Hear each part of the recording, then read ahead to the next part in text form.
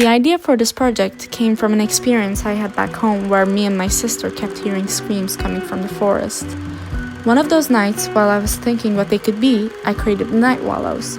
I did some sketches for the character designs and backgrounds, while keeping in mind that the silhouettes played an important role in my project.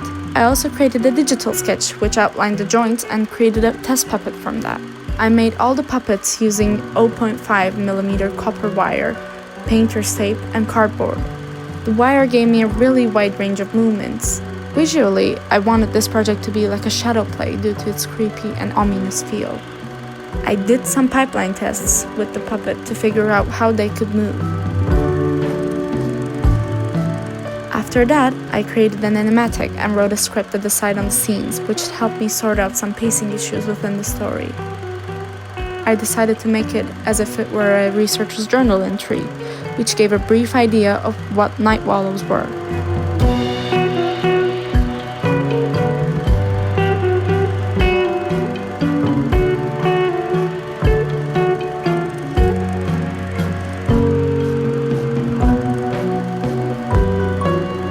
So after many hardships, I can finally print my sets.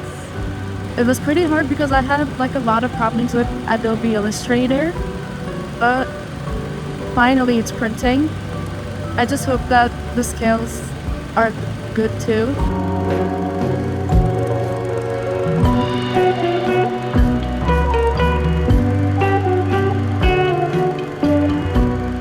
I also went to the sound studio to record the voiceover and Foley sounds. I used the leaves for the environmental sounds and walking sounds of the characters. Recording these were harder than I thought, especially the screams. Nonetheless, it was extremely fun. I would really want to dive more into it in the future. Figuring out the walk cycle took quite a lot of time, and during the process, a puppet had lost his leg, which was then thankfully found while filming another shot.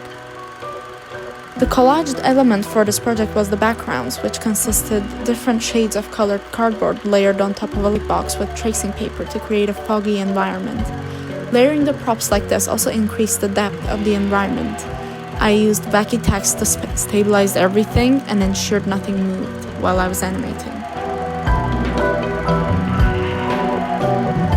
Some scenes required replacement animation, so to give myself an outline, I first animated them in 2D and then decided to laser cut the puppets as hand cutting them would take way longer. However, when it came to the laser cut, I had problems. I had many fights with the illustrator while I was trying to vectorize them because the automatic trace function did not capture all the details it needed to. I tried tracing them by hand, but that ended up being a bigger failure than Adobe's automatic trace function. However, after some research, I discovered that there was a way to vectorize pixels in Photoshop, which thankfully gave me a better result. The laser cut sessions for the replacements were also a pain as they took way longer than I thought.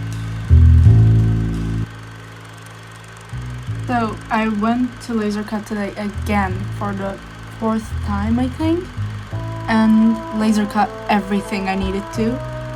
But unfortunately, on the last document that I was laser cutting, something happened with the settings of the cutting, so they did not cut properly.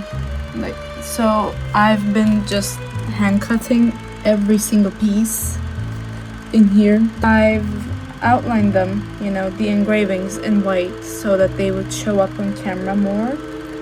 I numbered each one of the bits to their frames so that I don't mess up the order of them.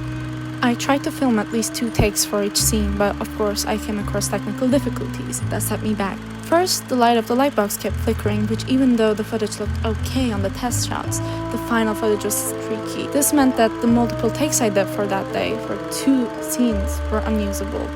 The following morning, which was my last day of filming, I changed the lightbox and everything was fine.